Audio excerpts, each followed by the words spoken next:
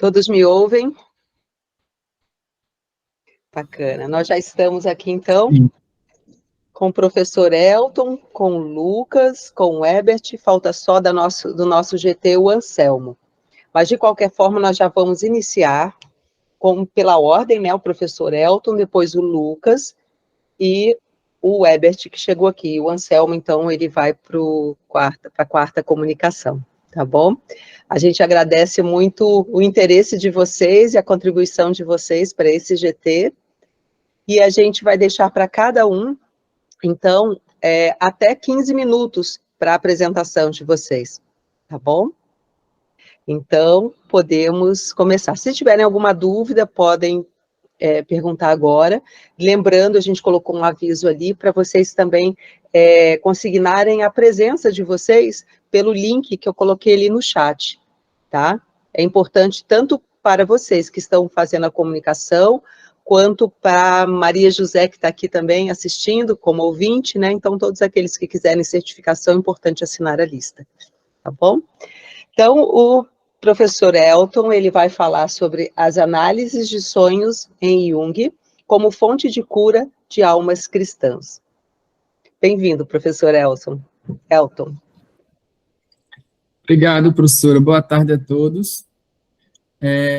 Antes de começar, só queria informar que depois que eu apresentar, eu vou ter que sair, infelizmente, porque eu vou dar aula agora.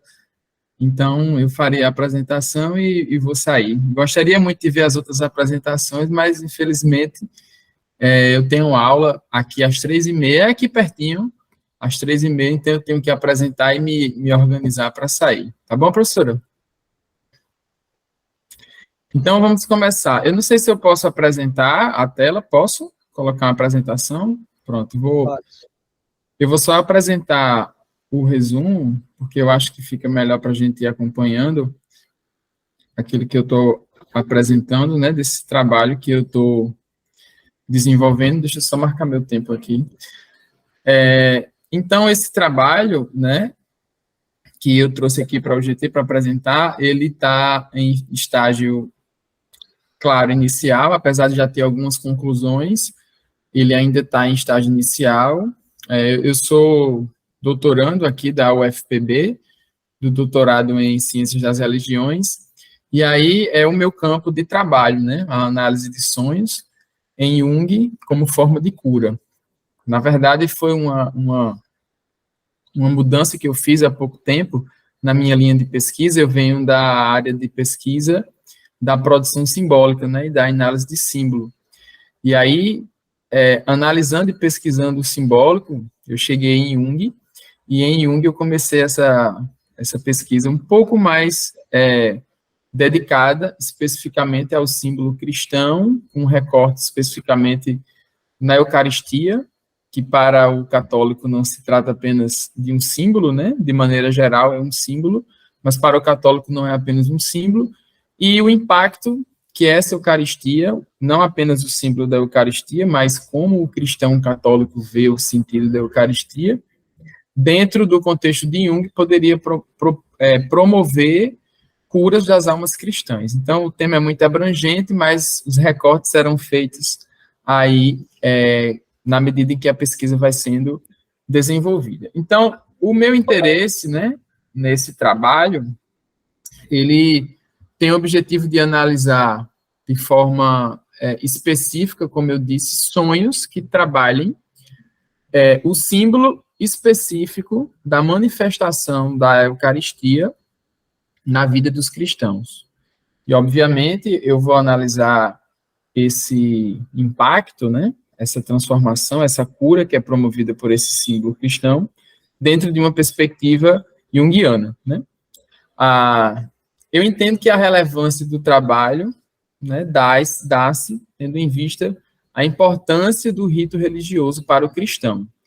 Então, o contexto de análise dessa abordagem seria a importância que o rito específico da Eucaristia tinha para o cristão, e como esse rito, né, esse poder simbólico que atua na vida do cristão, tinha um poder de cura interior, né? E apesar de parecer que o recorte de cura interior ele fica muito abrangente, tendo em vista que a gente poderia discutir de que cura estamos falando especificamente, né? Mas o recorte da cura interior, ele, apesar de parecer um pouco abrangente, na história, né, da igreja, que é o fato que eu vou analisar, né, na história da igreja, nós vemos diversas manifestações de cura, seja ela de questões psicológicas, ou de questões físicas, ou de um certo entendimento emocional, né, um amadurecimento, uma cura interior, de fato, uma elevação, vamos dizer assim, do ponto de vista da maturidade emocional, espiritual da pessoa, uma superação de um trauma, talvez.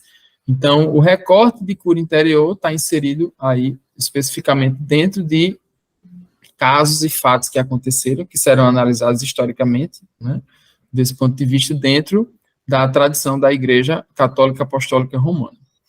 Então, a importância do objetivo de estudo, ele está inserido dentro do rito, né, cristão. Não dá para eu desenvolver o meu trabalho, eu não tenho a pretensão, melhor dizendo, de estudar esse processo de cura, né, a análise dos sonhos, fora desse contexto de rito.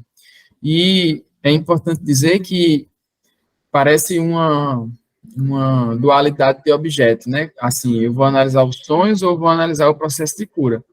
É porque os relatos que são colocados na história da Igreja Católica, na história das curas que são relatadas na Eucaristia, são alguns deles conectados com os sonhos que esses indivíduos tiveram antes, né, de terem um contato com o rito em si, ou durante o processo de formação, né, de formação para que pudessem receber a Eucaristia. Então, a manifestação da cura interior, ela se dá especificamente também dentro de sonhos, né? Na referência bibliográfica, eu coloco aí no texto o livro de John Sanford, que é um psicólogo, né, junguiano, que analisa diversos processos de amadurecimento, de cura, que diversos indivíduos passam, não apenas nos ritos, especificamente da Eucaristia, mas quando passam a ver os arquétipos, né, a ver as manifestações simbólicas que ocorrem, seja na história de um mito, né, católico, mas não apenas católico, né, John Sanford, ele abre mais o leque aí nesse processo, mas que estão associados aos sonhos, né.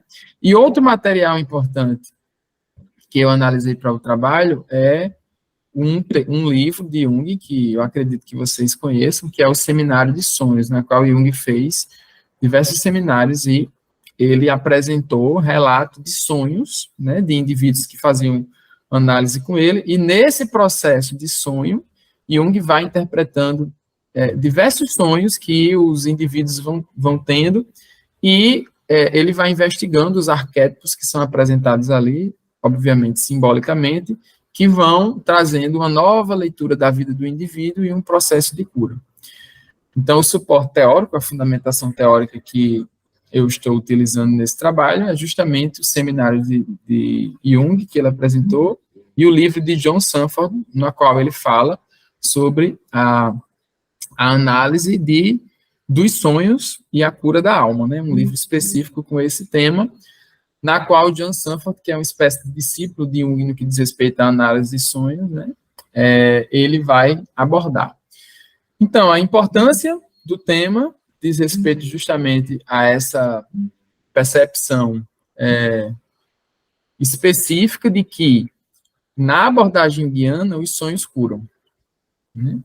E nos relatos que eu encontrei, que eu estou estudando, da Eucaristia, do rito cristão, há, inclusive, relatos de sonhos com a Eucaristia e a manifestação da cura de indivíduos nesse processo de rito cristão, né, que eu vou analisar. E essa seria, portanto, a fundamentação teórica, né? Todos os processos que Jung, não todos, né, mas eu faço um recorte ali do livro dos seminários de Jung, e o trabalho de Jung nós conhecemos, com certeza, né, todos que estão aqui, que são pesquisadores da linha de cuidado espiritual e saúde, conhecem, sem dúvida alguma, que Jung ele tem uma obra muito extensa, na qual ele trabalha, inclusive, os símbolos religiosos, né, e como esses símbolos, eles promovem esse processo de cura. Então, essa seria a fundamentação teórica, né, que a participação nos ritos da Eucaristia podem promover no indivíduo. E pelos estudos de Jung, né, a gente sabe que os sonhos possuem importante participação em curas médicas, né, e isso se evidencia nos relatos de curas e de milagres que são destacados em diversas histórias e em diversas religiões e em diversas culturas.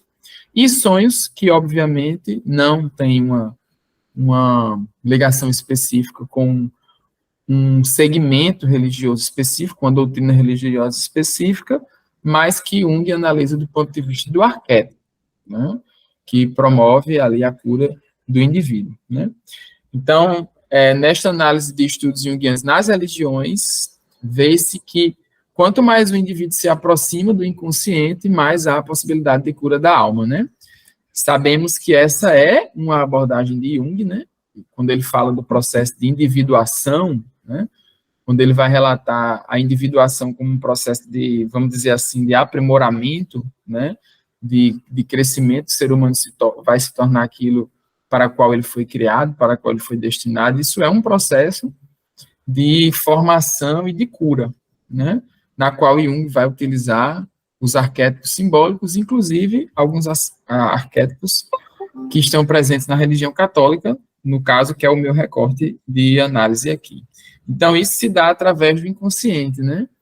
Que nós somos curados segundo o inconsciente. Não? Então, o nosso inconsciente, ele vai nos convidando, vamos dizer assim, para essa mudança interior, e ele usa diversos meios, inclusive os arquétipos que estão presentes nas religiões, inclusive a Eucaristia. Então, no método de investigação bibliográfica, como eu já falei, o uso de textos de Jung e dos seus discípulos, e na fundamentação teórica, eu também já citei, eu estou utilizando os seminários de análise de sonhos de Jung, né, e a teoria de Jung de uma maneira geral, a psicologia analítica de uma maneira geral.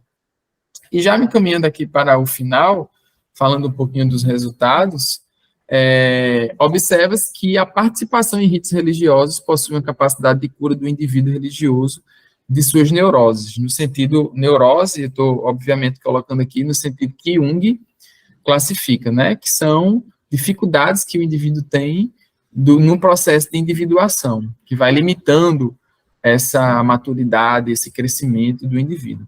E aí desenvolve, portanto, na superação dessas neuroses, né, na participação de alguns ritos religiosos, que é o meu recorte, né, o indivíduo vai amadurecendo quando aprende a riqueza do conhecimento religioso, né. E aqui, fazendo uma abordagem específica, sabemos que o ensino religioso, né, ele teria essa capacidade de também apresentar para os indivíduos aquele corpo de conhecimento, né, que é arquetípico da história da humanidade em várias religiões, não apenas no cristianismo, obviamente, o meu recorte é a Eucaristia, mas não apenas no cristianismo, eu tenho 3 minutinhos, já estou encerrando, mas nos diversos arquétipos, nos diversos símbolos das diversas religiões, na qual o ensino religioso teria essa capacidade, né? Por isso, temos essa missão tão importante de estudar o ensino religioso, os arquétipos, os símbolos, e transmitir isso, né, para as gerações, para as próximas gerações, para que elas tenham conhecimento do arquétipo, do símbolo, daquilo que vai potencializar o ser humano a se tornar alguém melhor, né, longe daquilo que Jung trata das neuroses. Então, grosso modo, esse seria o meu trabalho. Eu agradeço a atenção de todos vocês, da professora, todos que acompanharam até aqui, meu muito obrigado. Parabéns, professor Elton, excelente contribuição. Eu abro também para alguém que deseja fazer alguma pergunta ao professor Elton sobre a comunicação feita por ele.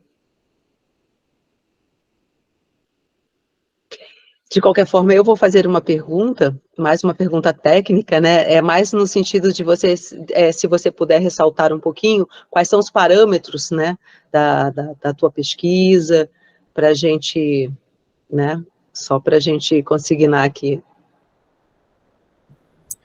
Parâmetros, a senhora fala os objetivos, a metodologia, ou... Mas com relação à população, local, período que você vai fazer essa pesquisa. Sim, como eu disse, na história da Igreja Católica existem muitos relatos de manifestações de curas da Eucaristia.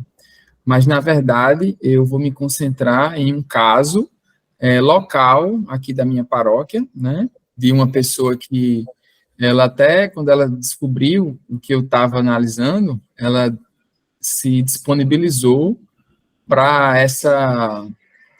uma espécie de entrevista. Eu ainda não sei se vou fazer de fato uma entrevista e submeter a conselho ou se eu vou apenas apresentar os relatos que são que a Igreja Católica tem como relatos oficiais também, né? Então,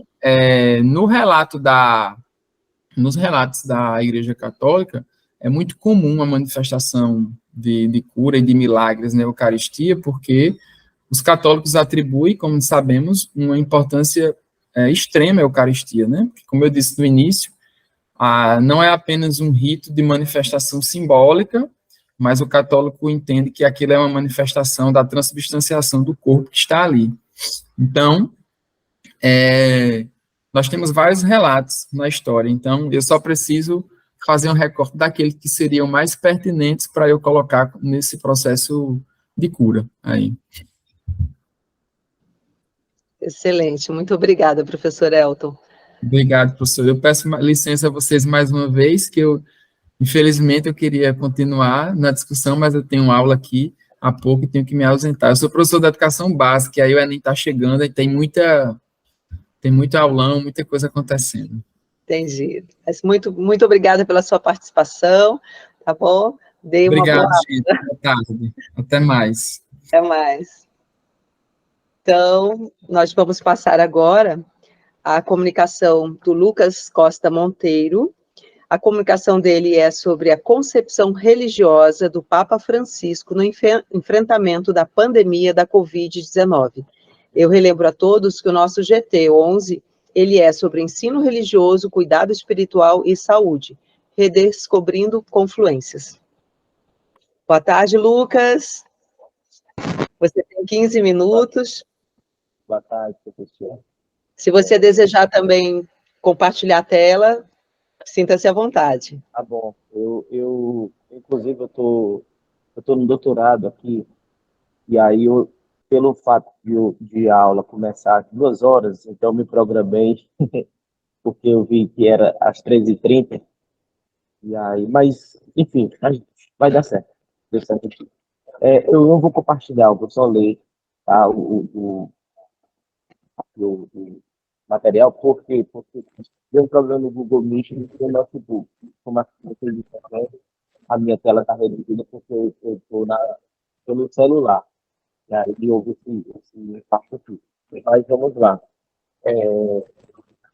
Desde o início, foi como desde o início da pandemia, próximo que estavam sofrendo nossa criança, mesmo assim, Lucas, não. o seu áudio está um pouquinho, está assim, dando muita interferência. Não sei se você puder falar mais próximo, talvez. Eu vou, inclusive, aqui pedir licença, eu vou desligar meu ar-condicionado para poder ouvir melhor. Não sei se todos estão também com dificuldade, só um minuto. E aí peço para você só falar um pouquinho mais próximo.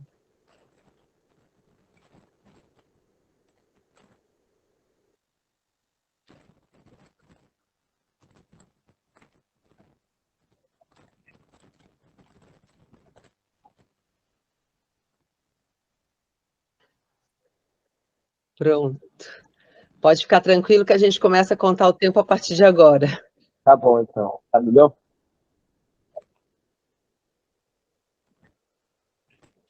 Tá melhor? Tá melhor. Então, como eu falado, como ele mostrou essa capacidade, essa reconhece os valores promotores para ajudar a gente. Esta crise não corresponde somente a uma questão de saúde, mas espiritual. Todos Lucas, nós. pega o seu microfone, é o microfone, isso, aí fala, acho que fala mais perto, veja se vai ser melhor. Então vamos lá. Perfeito. Que diferença. Ok, então vai ser desse jeito. Então, o objetivo desse trabalho é mostrar que, diferentemente dos fundamentalismos religiosos, que muitas vezes pioram as vidas das pessoas, a sua saúde espiritual e aumentam muitas vezes a frustração da experiência religiosa, que não é salutar, mas pelo contrário é doentia. O referido líder religioso nos passa um legado de cuidado espiritual que ajuda a desaguar numa vida mais saudável e solidária através desses valores propagados no seu discurso da pandemia. E a nossa abordagem é justamente de cunho exploratório sobre o discurso documentado do Papa no período da pandemia, tá? Sendo esses materiais a fonte fundamental, bibliográfica fundamental. E, claro, para aplicação, pelo fato de eu estar no seminário de formação de professor de ensino religioso, eu me baseei na BNCC, certo? Lembrando que na grade curricular, unicamente, o ação fundamental para ensino religioso, o trabalho dos líderes, dos líderes religiosos, das diversas lideranças religiosas e as suas contribuições para a sociedade, os seus exemplos para a sociedade. Então, nosso trabalho concluiu, vamos dizer assim, achou por bem indicar, ou propor, ou sugerir também nos livros vindouros, pudesse também colocar uma realidade tão marcante no século XXI, e não puxou nem para o medievalismo, dizendo que era castigo divino, ou que as pessoas estavam praticando o mal, como na época do dilúvio, lá do Noé, entendeu? Ou das pragas de Moisés, também no livro do Antigo Testamento, no profeta Isaías, mas e nem no milenarismo protestante oriundo aqui do século XX, né, vizinho a nós, dizendo que é o fim do mundo, como a gente viu e ouviu muitas vezes as pessoas falarem, achando que isso poderia ser algum sinal desse tipo, né? Mas vamos lá para a gente decorrer aqui. Então, e aí vou focar aqui no cristianismo, justamente fazendo esse pensamento, assim, essa crítica, né? E ao mesmo tempo sugerindo. Muitos grupos cristãos pensavam que cuidar da espiritualidade do momento pandêmico significaria abrir os respectivos templos religiosos para os fiéis, mesmo colocando-os em risco de contágio, infecção e morte. Porque a pandemia, no caso, como a gente viu, o vírus era um vírus novo, e a pandemia, a gente não sabia o que ia acontecer, e o índice de infecção e morte era tremendo. Contudo, esses mesmos líderes religiosos cristãos se esqueceram da palavra de Jesus de Nazaré, que dizia que o ladrão não vem senão para roubar, sacrificar e fazer perecer. Eu vim para que tenham vida e vida em abundância. Não é possível querer alimentar na fé e pôr os fiéis em risco de vida ao mesmo tempo. Uma liderança, sobretudo que confessa uma fé religiosa, precisa primeiramente ser coerente no ensinamento e manso ao tratar as pessoas, a população, cuidá-las, dando todos os suportes necessários para que vivam e vivam em abundância. Mas o contrário, deram ênfase ao lucro, deram ênfase às arrecadações, deram ênfase ao mercado. E outros, infelizmente, enfatizaram o que eu já falei, esses duplos fundamentalismos. Por isso, na grade curricular do ensino fundamental religioso, presente na base curricular comum, está contido o assunto dessas lideranças religiosas, com o intuito de mostrar aos discentes os valores adotados pelo ou pela líder e o quão fecunda foi a sua contribuição social. Durante essa crise mundial, a gente pôde ver que uma personalidade que teve seu destaque como líder cristão foi o Francisco. Desde o início da doença, quando ainda não era considerada um alarmante para o planeta, ele prestava sua solidariedade aos doentes padecidos pelo vírus na China, lá no início de 2020. Quando na Itália declarou o estado de emergência, esse sumo pontífice iniciou as suas mensagens na modalidade online, sempre próximo aos mais sofredores dessa doença, inclusive demonstrando solidariedade até aos jornaleiros que colocavam os jornais nas casas, mas que não podia deixar de trabalhar. As pessoas que faziam os alimentos para as devidas necessidades especiais, principalmente na área da saúde. Especificamente, lá no dia 27 de março, quando o mesmo rezou sozinho lá na Praça de São Pedro do Vaticano, pelo fim da pandemia, no momento Urbi Orbi, ali também foi um momento em que o pontífice se solidarizou com todas as pessoas, dizendo que todos e todas estavam no mesmo barco. Ricos e pobres estavam no mesmo lugar, no barco, todos ameaçados pelo vírus, embora que outros sofressem mais por conta das condições financeiras. Bem, analisando as suas mensagens, percebe que o Sumo Pontífice possui uma formação religiosa bem sensata e concisa, que une a realidade com o seu livro sagrado, no caso, que aplica. Sendo um homem moderno, ele não via a pandemia como um castigo divino, como viram, inclusive, os outros pontífices no decorrer da história. Por exemplo, da peste bubônica, os pontífices, na época, disseram que era castigo divino. Por exemplo, uma muito inteligente, a peste bubônica era essa é a dizendo que era verdade. Mas Lucas, levanta o microfone, por gentileza. Mas o Francisco ele foi na compreensão do problema, mostrando que a pandemia ela trouxe essas possibilidades. Em alguns anos existiria uma possibilidade muito maior do que a gripe asiática, inclusive o IVAD, no projeto de tese. E as condições que a humanidade está vivendo, em aglomeração, o rápido trânsito e a facilitação dos alimentos corroborariam para uma nova epidemia, e muito maior que aquela que estava vivendo na época asiática. Vírus muito maiores se alastraram, se o Papa Francisco, inclusive o Ebola. E aí ele vai denunciar, mas a realidade toda, a evolução da tecnologia não diminui a miséria e pensar uma forma de amenizar todo o momento. O sistema mostrou-se impotente e incompetente diante da pandemia, diante da saúde espiritual das pessoas. E o que é que o Francisco fez? Ele não propôs curas espirituais realmente católicas, mas propôs uma adoção de valores que a sociedade pudesse tomar posse, tomar consciência e refletir para adotar melhor no seu dia a dia. Por exemplo, a fraternidade, no caso, a opção preferencial pelos pobres, pelos mais empobrecidos.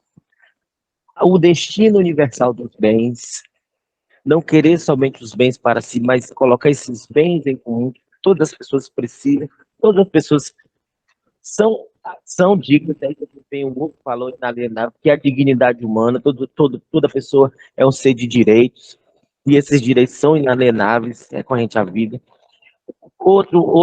Outro valor é a solidariedade.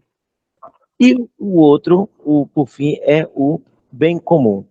Isso aí ele colocou bem descrito, inclusive nas suas catequeses, e desagou, professora e colegas, numa encíclica chamada Fratelitude, certo?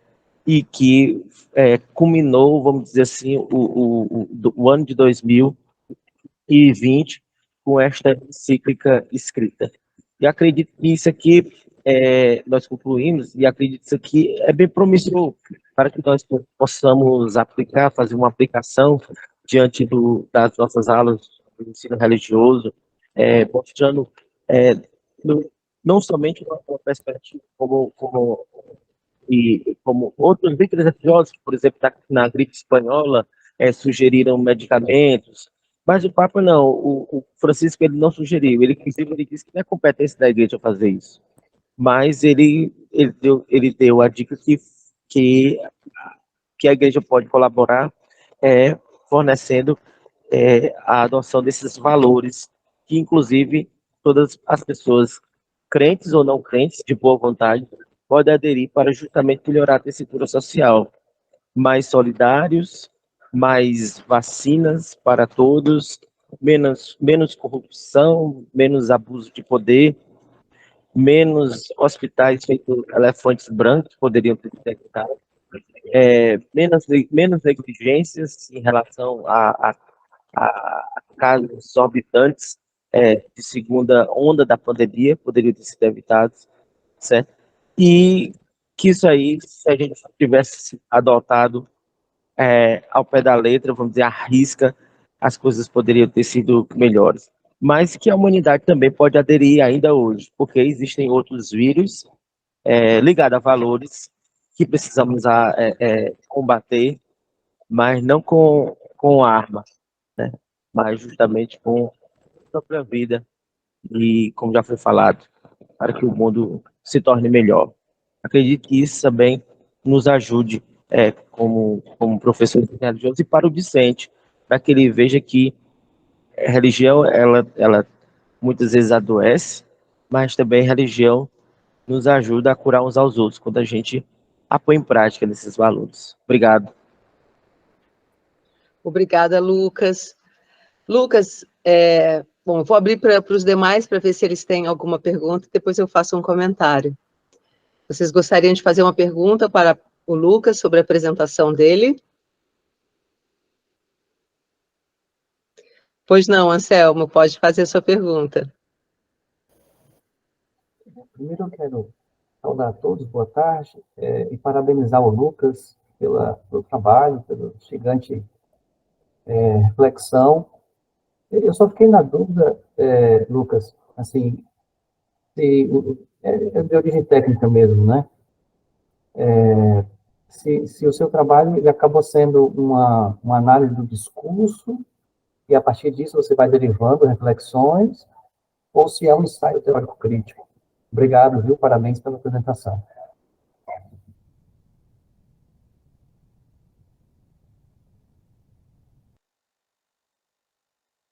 Lucas, levanta o seu microfone, por gentileza. E está muito também, tem que habilitar o microfone. Quando eu falei na perspectiva, botei aí numa pesquisa exploratória, quer queira ou não, a gente desemboca aí em vereda pela análise do discurso, né? Justamente nessa pegada aí que eu estou levando o trabalho. Inclusive, agora eu achei que ia completar meus créditos, mas infelizmente no próximo ano eu tenho que vir fazer a análise do discurso.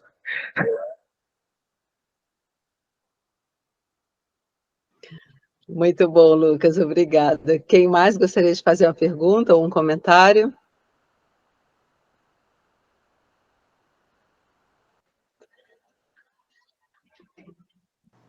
Bom, então, Lucas, com relação a levar o resultado dessa análise do discurso para o ensino religioso, você é professor do ensino religioso também? Sou professor. Sim. Então, compartilhando, né, um tipo de atitude, valores específicos, né, e fazer a reflexão, também, de repente, uma análise crítica, né, com os alunos, né? Isso. A gente põe muito isso em voga, né, para que no debate vamos dizer assim, que a panela entra em ebulição, né? O debate é o processo de ebulição ali, né, professor? Com certeza. Bacana. A gente vê que você é bem entusiasta. Parabéns pela sua apresentação e um excelente doutorado para você. Ah, bom, obrigado, professor. Professor, eu vou ter que me retirar, pessoal. Vocês vão me desculpar, ó, mas obrigado aí viu, pela Tá oportunidade. certo. Obrigada. Lembra de assinar a lista de presença, por gentileza. Eu acho que Bom, obrigado. vamos então passar a apresentação do professor Herbert sobre espiritualidade, apoio social e ensino religioso, perspectivas científicas e curriculares. Você tem 15 minutos também. Tá certo, professor, obrigado. Vocês conseguem me escutar? O microfone está bom? Tá. É um privilégio aí estar com a senhora aqui, também com meu amigo, colega de trabalho aí, o Anselmo, a gente estudou junto, né, trabalhando junto também, com a Maria José, que está aqui na sala, privilégio, viu?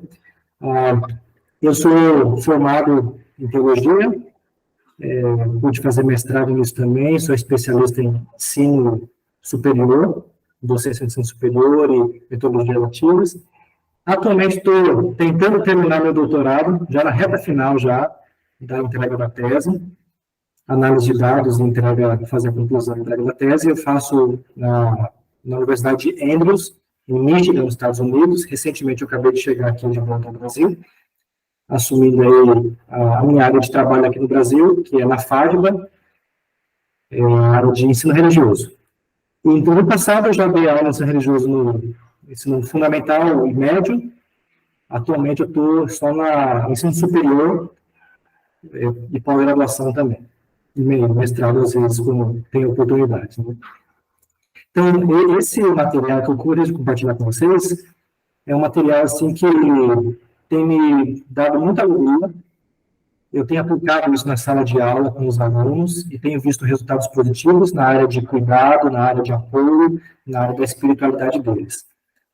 Eu vou tentar aqui compartilhar a tela, só para ver se eu consigo. Não estou conseguindo abrir aqui, não sei porquê.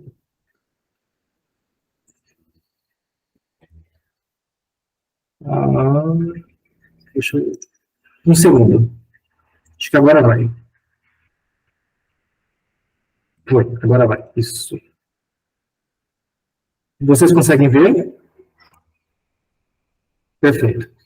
Tá, então, a minha ideia aqui é parte da minha tese do doutorado, e mesmo eu estou muito vinculado atualmente na área de currículo, metodologias, criando novas matrizes para cursos aqui onde a gente trabalha, mas eu tento sempre... Ops, coloquei errado, desculpa. Esse aqui é outro. Coloquei outro. Esse aqui é outro. É de outro... Ai. Desculpa. Aqui. Eu estava... Fechar.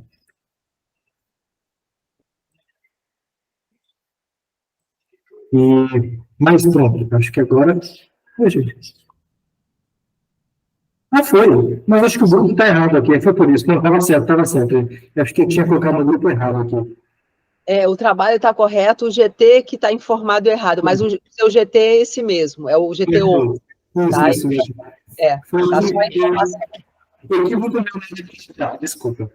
Bom, então, a minha ideia é como que a gente pode integrar a área da espiritualidade, o estudo científico da espiritualidade, junto com também o estudo científico do apoio social, o aspecto percebido do apoio social e o recebido também, dentro das áreas de ensino religioso. Então, só para contextualizar um pouquinho, o Anselmo conhece um pouquinho da nossa realidade, nós trabalhamos numa área de uma faculdade adventista, então ela é confessional, mas a gente sempre tenta dialogar com faculdades e universidades não confessionais, do ambiente público. A minha esposa, que trabalha comigo e turma natural junto comigo, ela é da área de educação e diversidade no estado da Bahia, no Universidade do Estado da Bahia.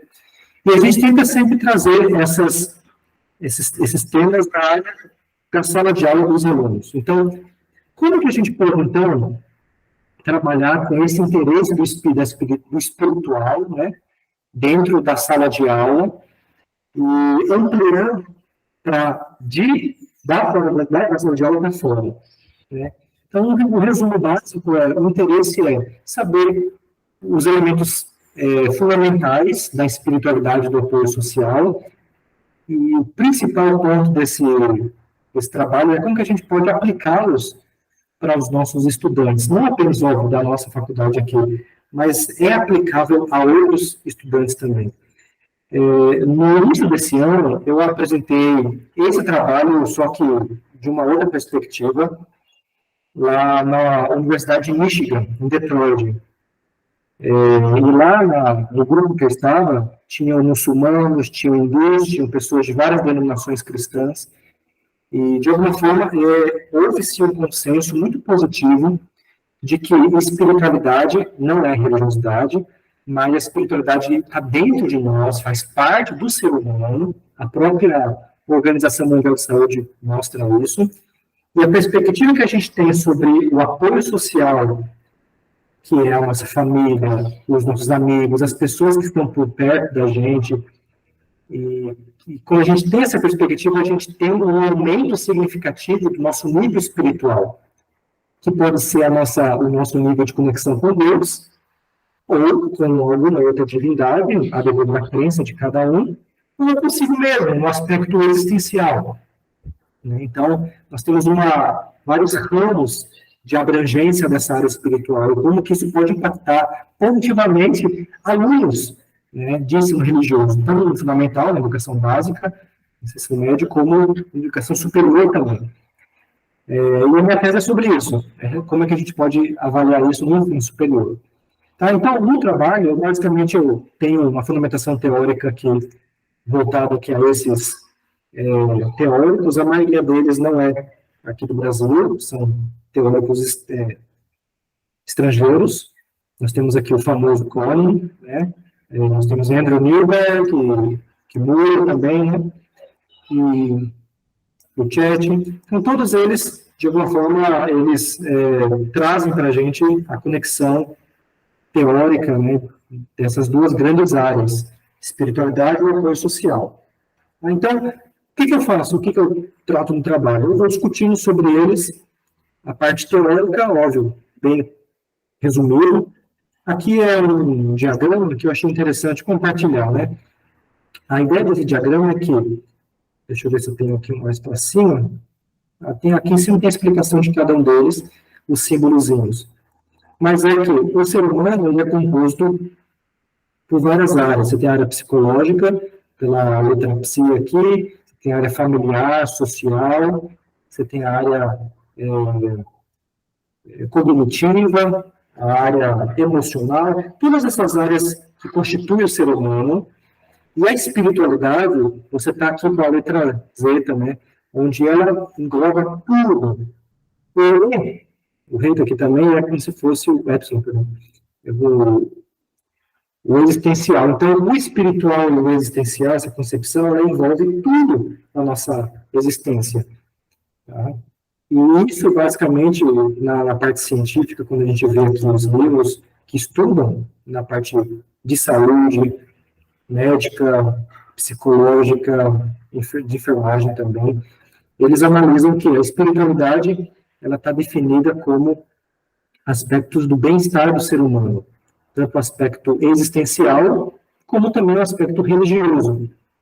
Faz parte também, lógico, respeitando as crenças e religiões, ideologias de cada pessoa, mas tem um vínculo religioso, que muitas vezes pode ser discutido no ambiente institucional. E o apoio social, ele é aquela ideia onde a gente pode receber, ou pelo menos perceber que alguém está perto de nós para nos dar socorro quando a gente precisa. Hoje de manhã mesmo, eu estava assistindo aqui a segunda mesa, e aí teve uma aluna nossa que a gente apoia aqui na faculdade, e ela teve um problema no hospital aqui do ladinho, na cidade de Cachoeira, aqui na Bahia, e eu fui rapidinho buscar ela lá, porque ela teve uma emergência lá para resolver. Então, eu peguei o celular e fui indo de cara escutando o pessoal na mesa conversando. Então, essa percepção que as pessoas têm, puxa, não é minha família, não é amigo direto, mas é uma pessoa que eu posso contar, um apoio social. Então, essas duas concepções. Então, vamos lá para aqui, para não perder tanto tempo de vocês. Então, como então, a gente pode colocar em uma perspectiva curricular essas duas grandes áreas, tá? Então, a primeira proposta minha é criar uma classe exclusiva para essas áreas.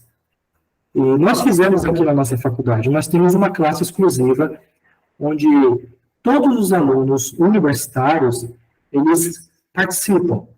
Uma classe sobre espiritualidade, que é a formação espiritual. O ponto principal aqui é o cristianismo, mas a gente dialoga também com outras crenças, porque nós temos aqui na região e vários alunos nossos que são do Candomblé, alguns são da Umbanda, católicos, evangélicos, então nós temos alguns agnósticos e ateus também. Então, a gente trabalha com a espiritualidade, sim, com a raiz cristã, mas respeitando e dialogando com essas outras vertentes. E para os alunos tem sido algo muito positivo e respeitoso. Então, nessas classes exclusivas de diálogo sobre isso, eles acabam crescendo nas concepções pessoais e podendo criar pontes de diálogo com as outras áreas. Isso é muito positivo. E uma outra matéria também, que inclusive o professor Anselmo já foi professor dessa matéria, Relações Humanas. Essa matéria de Relações Humanas, ela tem uma perspectiva do apoio social, tanto na parte teórica quanto na parte prática, onde a ideia dessa matéria é realmente mostrar para os alunos como é importante os vínculos de apoio, e não apenas na área teórica, mas fazê-los mesmo viverem isso, em grupos pequenos de apoio, em grupos pequenos de diálogo, atividades de extensão, onde eles saem para comunidades aqui ao redor da faculdade, algumas comunidades indígenas, algumas quilombolas, diversas estruturas que nós temos aqui na região, no Recôncavo Baiano. Então, fazendo com que esses alunos, com as capacidades, com aquele jeito que eles têm aprendido na sala de aula, de diversos cursos, tanto na área de saúde, ciências aplicadas, humanidades, ajudando as comunidades, apoiando as comunidades, fazendo com que a comunidade também possa ter a ideia que, puxa, os alunos, a faculdade, aquele local está também disponível para nos apoiar. Então, é uma rede de apoio, na teoria e na prática. Então, é uma perspectiva, nessa questão do ensino religioso, criar classes exclusivas para isso. E, se obviamente não for possível, a gente criar elementos, conteúdos, algumas competências, trabalhamos com competências, onde cada curso, respeitando as especificidades de cada curso pode colocar, acrescentando em suas matérias nucleares, elementos da espiritualidade e elementos do apoio social. Então, por exemplo, no curso de psicologia que nós temos aqui, é o maior curso que nós temos aproximadamente uns 450 alunos, é bastante, e aí a gente trabalha bastante com eles sobre a importância do autoconhecimento e a espiritualidade. Algumas matérias específicas que eles têm. Nós também trabalhamos na questão como que a espiritualidade transforma o cérebro, os comportamentos, ela molda as personalidades, como que a espiritualidade afeta o relacionamento que você tem com as pessoas, consigo mesmo, com Deus, ou da divindade, com o externo, o meio ambiente, que a Terra, a gente está falando bastante sobre isso nesse congresso. Então, é importante, para cada curso, nós podemos trabalharmos essas duas grandes áreas, a espiritualidade e o apoio social, aplicando, botando raízes e meios de discussão para que os professores, em geral, cada um vai dar sua matéria, mas que eles possam citar elementos da espiritualidade, dar exemplos sobre elementos do apoio social. E com isso, já na parte final da minha conclusão, o resultado é muito positivo. As pesquisas que a gente tem feito aqui desde 2019, pesquisas que algumas já foram publicadas, inclusive, em algumas revistas científicas aqui do Brasil e nos Estados Unidos, elas mostram que a espiritualidade ela tem intrínseca em nós, ser humano, e com essas perspectivas científicas é possível a gente procurar se esforçar ao máximo para aplicar isso ao dia a dia dos nossos alunos, quer sejam alunos universitários, quer sejam alunos da área básica, mas focalizando no ensino religioso. Então, basicamente, amigos, essa é a ideia. É uma proposta assim, que tem dado muita alegria, não apenas para a gente aqui, mas para outras instituições confessionais e não confessionais. Bom, quando a gente coloca espiritualidade e apoio social, as coisas costumam dar certo e trazem boas sementes para a vida. Agradeço a atenção de vocês. Excelente, professor Herbert, muito obrigada pela sua participação. Vou abrir também para comentários ou perguntas. Professor Anselmo, Maria José também, se quiserem fazer uma pergunta para o professor Herbert. Ou algum comentário também.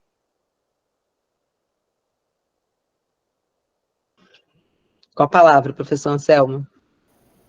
Eu quero parabenizar, né, o professor Herbert. Ele falou que a gente trabalha junto, mas ele não falou que é meu chefe, né? Então, chefe, parabéns, está tudo muito bom. Mas parabéns pelo trabalho, a gente tem trabalhado junto mesmo nessa temática aqui. Tem sido realmente muito positivo. E é uma pergunta de ordem técnica também. Esse recorte que você faz hoje para apresentar hoje aqui para a gente, ele é um recorte da sua tese, você falou, né? Mas seria um recorte de que parte exatamente você está trabalhando? Porque eu vejo que é muito amplo, né?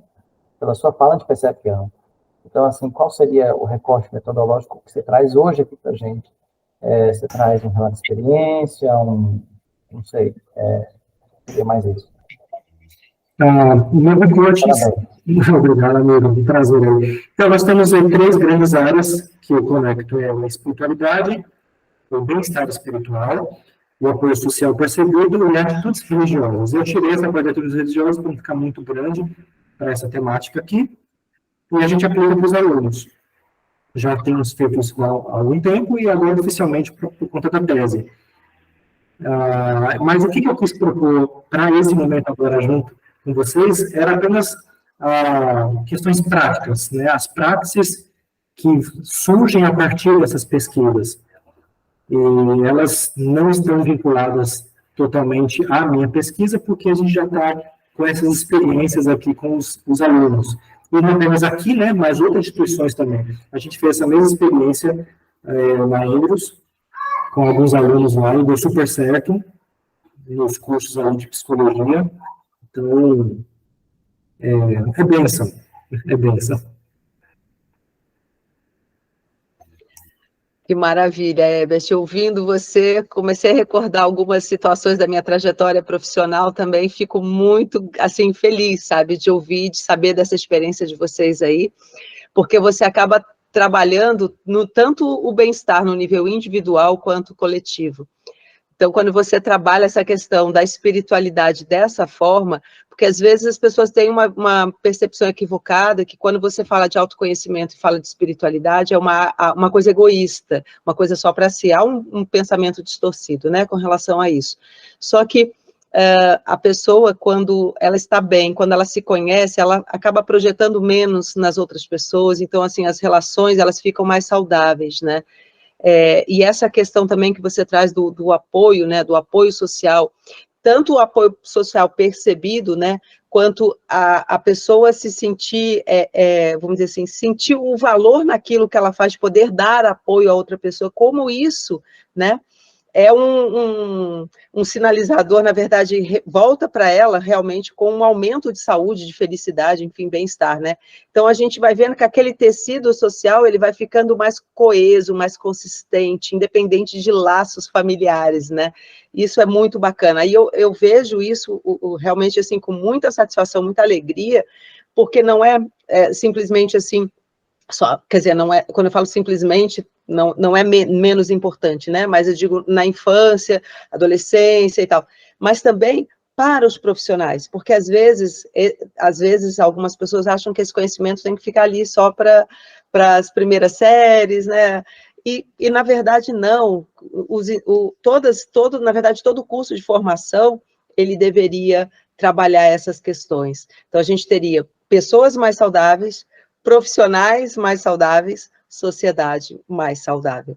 Então, parabenizo você pelo seu trabalho e gostaria, inclusive, de depois, quando você publicá-lo completamente, gostaria de conhecer. Muito obrigada, viu, professor? Eu que agradeço pela oportunidade.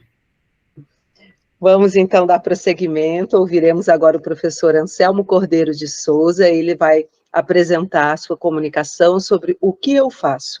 Níveis de capacidade e mediação dialógica na assistência espiritual do capelão em instituições de saúde. Com a palavra, professor. 15 minutos para você também, se quiser apresentar, sinta-se à vontade. Ok, obrigado.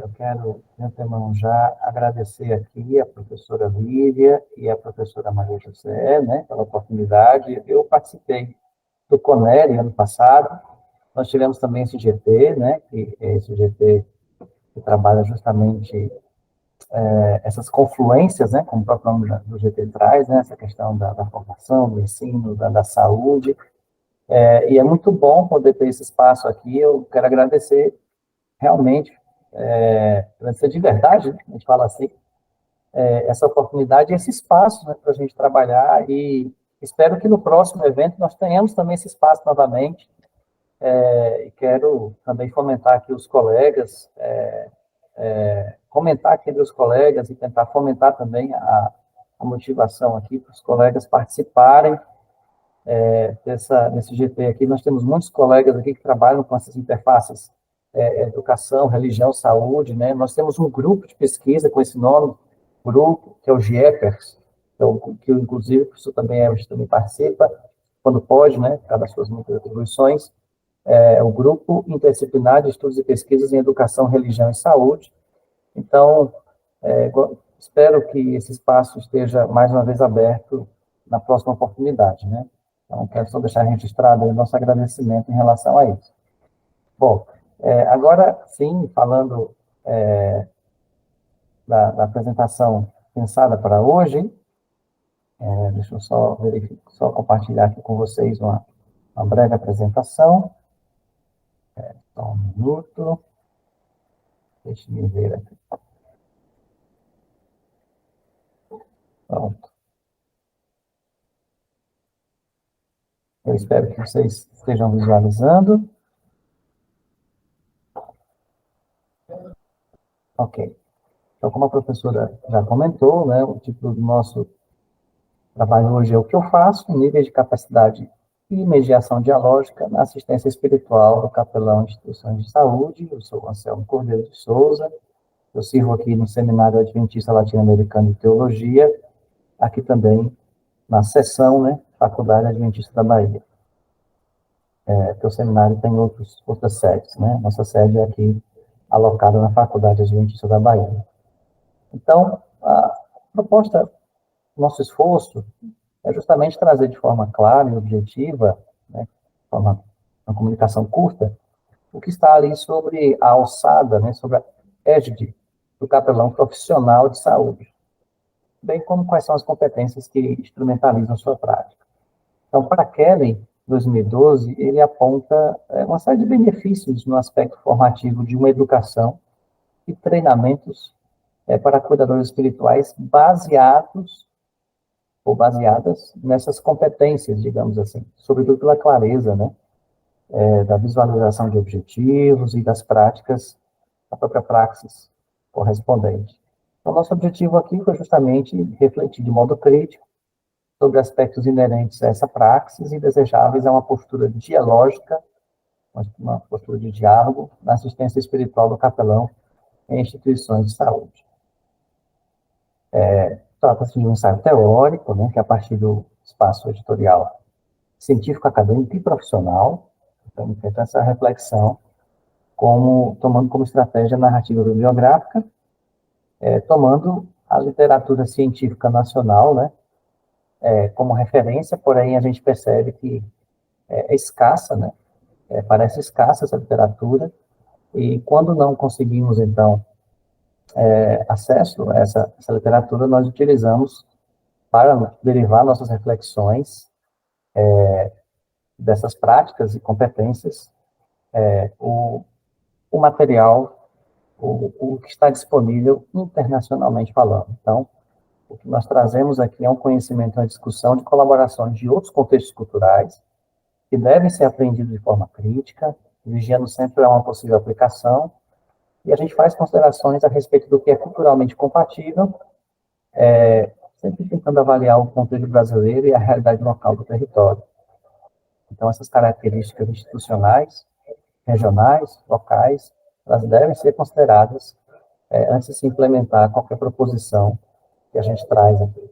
Então, para melhor visualização dos resultados da discussão também, a gente apresenta o trabalho em 2 eixos: a possibilidade dialógica na assistência espiritual do capelão e os níveis de capacidade do cuidador espiritual profissional.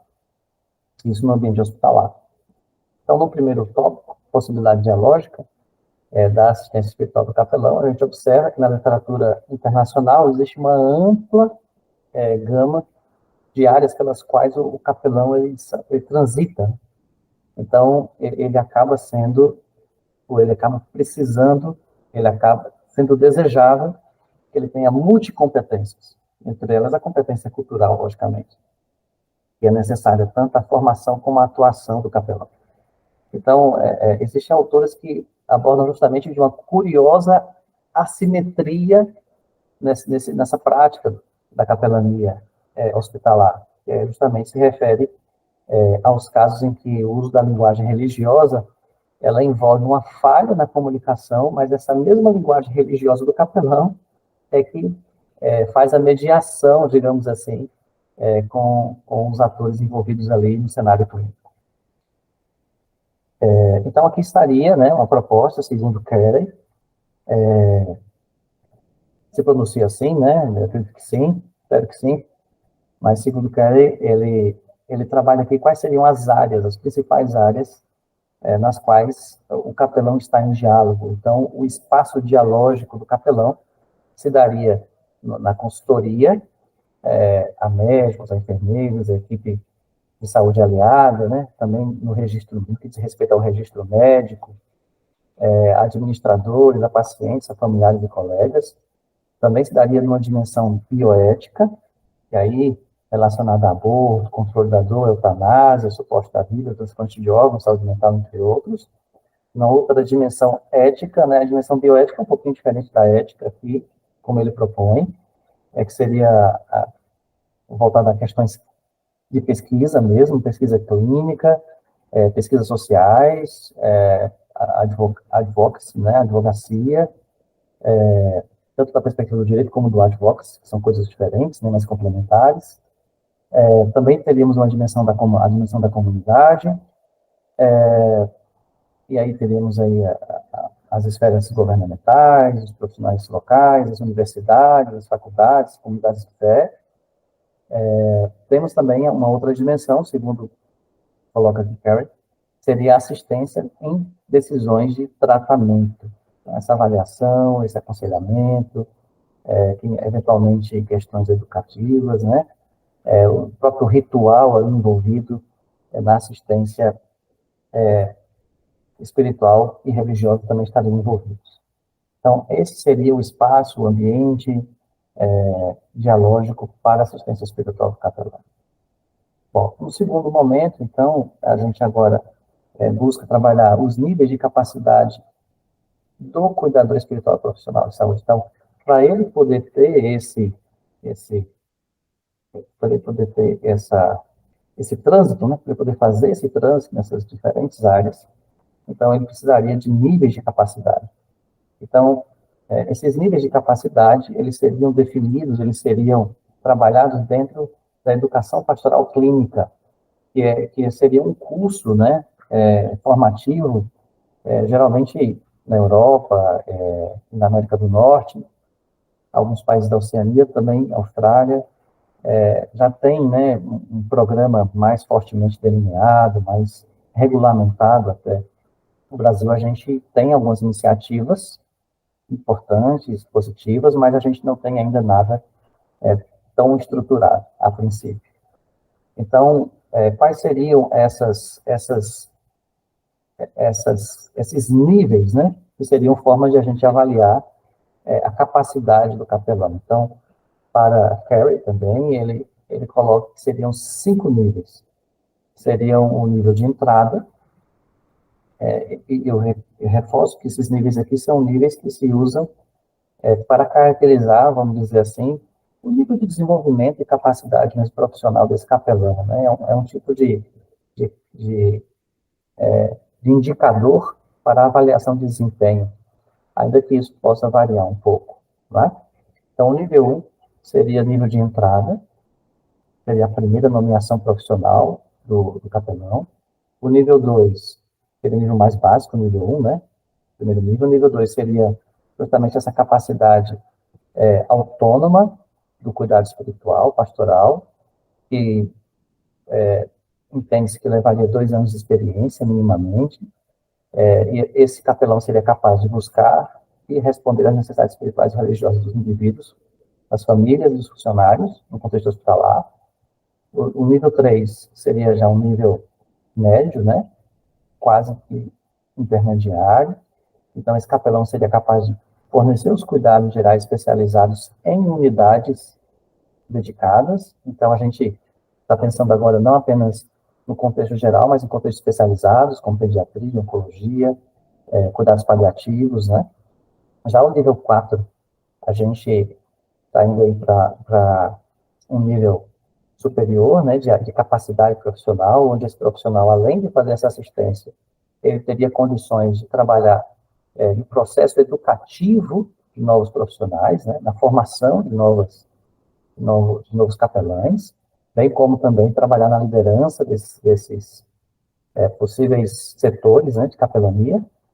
E o nível 5 seria o nível mais alto, seria um expert, né, um praticante altamente experiente, credenciado, capaz de liderar, gerenciar um departamento de cuidado pastoral em uma instituição terciária e supervisionar todo um programa de prestação de serviços e programa de educação, inclusive, né, como a gente viu lá no começo, a educação pastoral clínica, todo o programa de treinamento. Então, em linhas gerais, os capelões, eles vivem hoje, são considerados hoje, digamos assim, como membro-chave de equipes interdisciplinares de saúde, mas permanece ainda pouco compreendido o que os capelães fazem, é por isso que a gente começa com essa provocação, o que eu faço, né? Especificamente em termos de avaliações, resultados esperados, intervenções, ainda algo que está em construção, ainda que nós tenhamos agora, recentemente, 2015, 2019, 2 importantes passos, né, através de uma taxonomia que foi criada ali por capelães americanos, mas ainda, por um lado, existe a polêmica, né, se a utilidade do capelão para a assistência espiritual realmente é necessária, enquanto que, por outro lado, existe sim essa valorização do capelão do cuidado espiritual em ambientes internacionais, e essas lacunas, essas tensões, parecem de alguma maneira estar refletidas nos níveis de capacidade da assistência espiritual do capelão em instituições de saúde e associados a interferências na sua dimensão dialógica, portanto. Algumas referências, gratidão pela oportunidade. Obrigada, professora Anselmo, excelente. Professora Maria José, gostaria de fazer alguma pergunta para o professor Anselmo?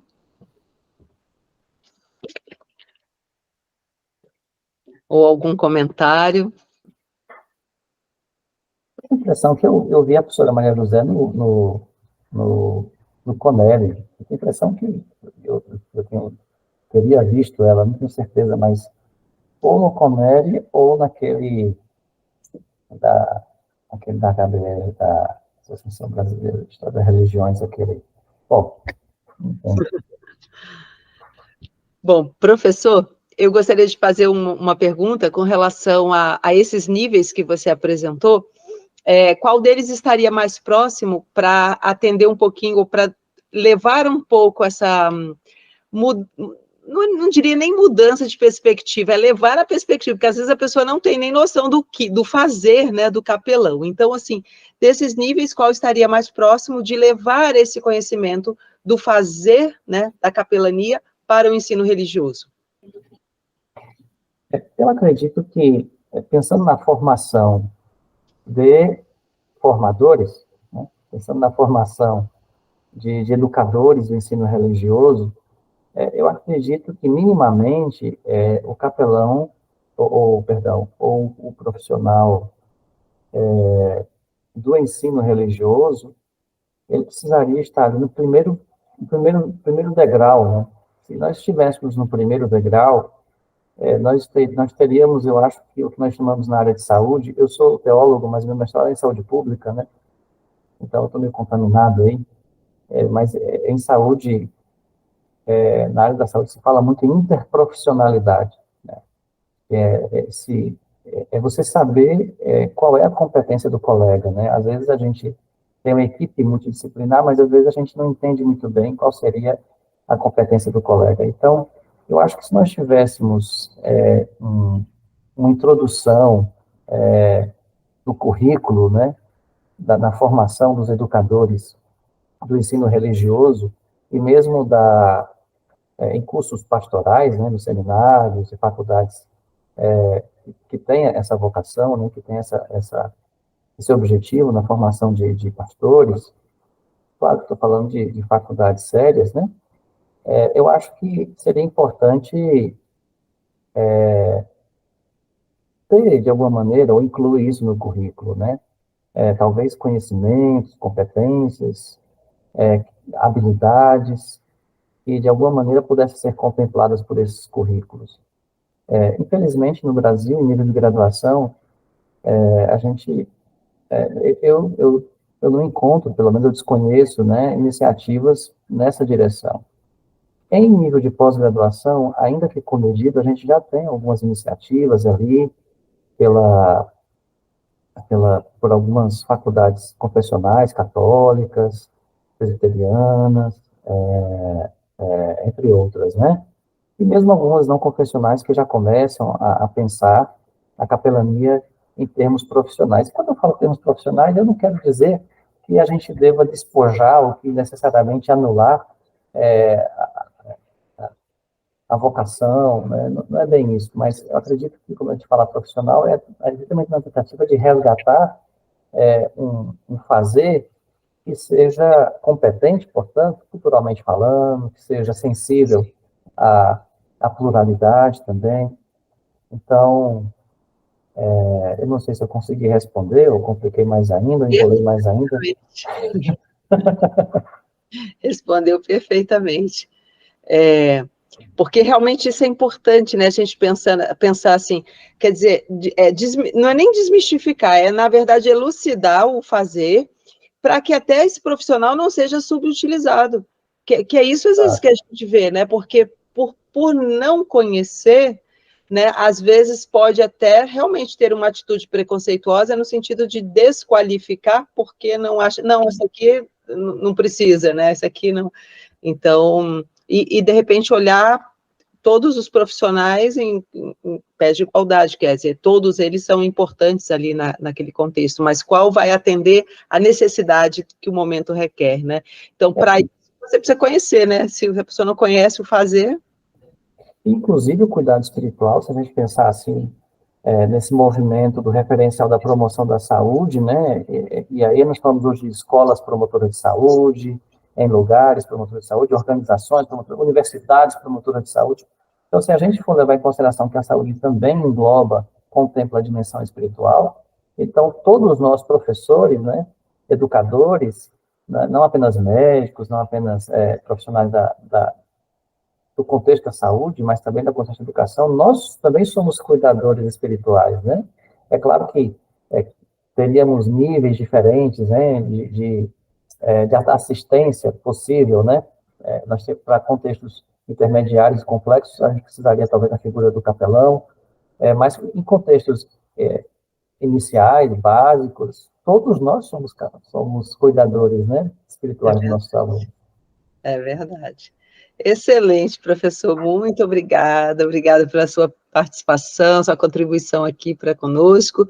Lembra de assinar, então, a lista de presença, e vou dar por encerrado, então, esse GT, o GT 11, vou ler rapidamente aqui por conta da gravação, né? Que é o GT do Ensino Religioso, Cuidado Espiritual e Saúde, Redescobrindo Confluências. Todos os autores fizeram suas comunicações, foram excelentes apresentações, e a gente agradece a participação da professora Maria José também como ouvinte aqui conosco. Obrigada, professora. Deus abençoe. Um abraço. Tchau. Já. Vou desligar então, gente. Obrigada.